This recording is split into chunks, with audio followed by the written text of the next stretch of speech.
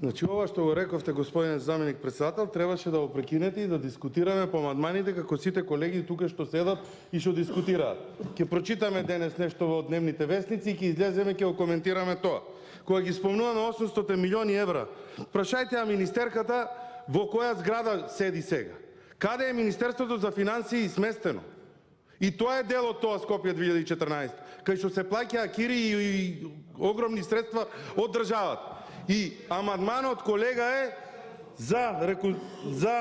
се извинувам, проектна документација Кичево Стругалин. Ние не бараме 800 милиона евра, 1,5 милиони евра бараме, колку што беа изнесени у една торба.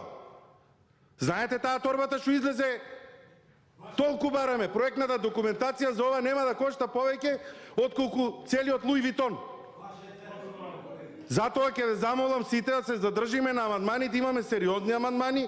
Амандманите доаѓаат од пратениците преку граѓаните, ќе се појавиме тука и ќе правиме циркуси од комисијата. Благодарам.